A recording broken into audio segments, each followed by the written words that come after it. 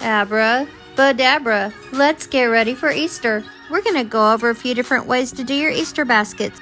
I always fill the bottom of my buckets or baskets with some kind of foam or tissue to give it a solid base so my goodies don't sink. I filled the little eggs with prizes and candy. I'm using one of those gift basket bags that you can buy. Everything you see here came from the Dollar Tree.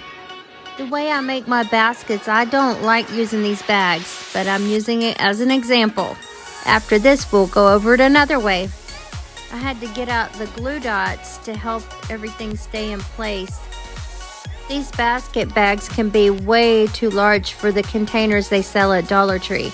You'll end up having to use a lot of tape to keep everything nice and secure if you like to build your baskets up high like I do. If you sink it into the container, then it's fine. I like the wow factor, so I go big. Alright, you just saw the first way we can do this. And this bag was way too big and saggy and everything wanted to fall out on the sides. Also, I didn't have room for the plastic eggs.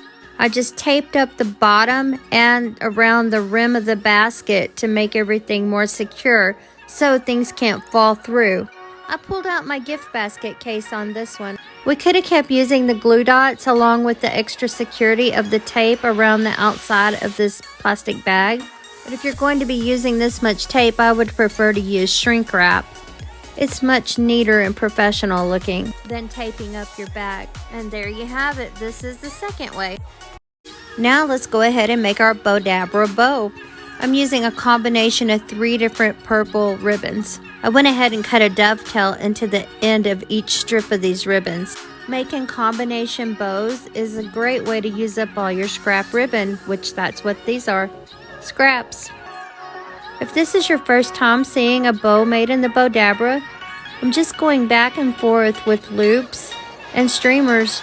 Sometimes I just do 1 loop and 2 streamers and then reverse it to the other side and do the same. This makes a funky bow.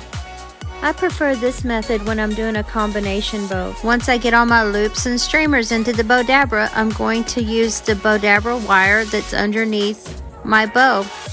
You'll pull it up towards the top and use it like a slip knot. This will lock your bow in place until you flip it around on the other side and tie it in a knot. Now it's time to fluff and straighten and trim if necessary, but I've already done that part.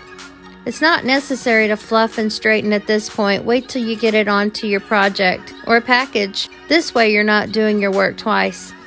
A pro tip for tying a bow onto a gift basket. Tie a half knot in the back as tight as you can get it, then bring it all the way around to the front. That's when you go ahead and tie the knot underneath the bow. By doing this method, you'll get it extra tight when you pull it back around to the front. Plus, your knot won't show, it'll be hidden in the bow. I don't know about you, I could fluff and straighten on a bow all day long. I've actually had people come take them away from me and say, "That's fine, it's pretty, leave it alone." But it wasn't good enough for me. Another tip, don't ever let a bow drive you crazy.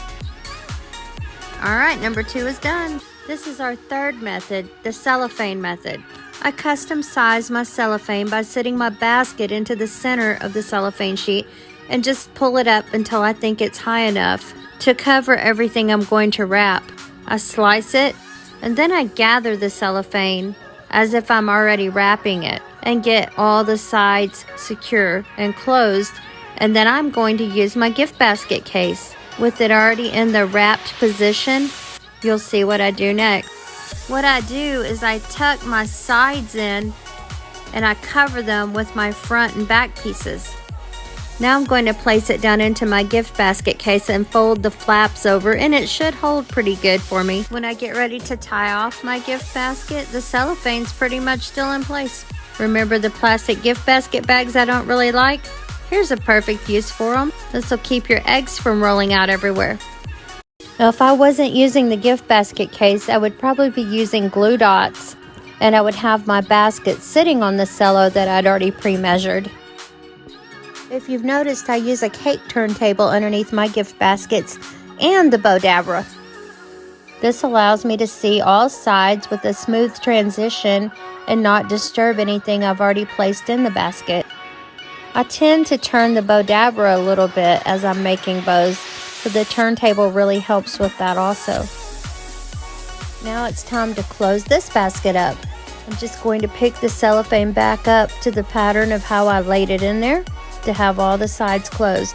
That would be pull the fronts and the backs with the sides tucked in underneath so there's no gaps. I like to secure all my gift baskets with a zip tie. Leave it a little loose at first and make sure all the cello got pulled up nice and tight, and then I secure it.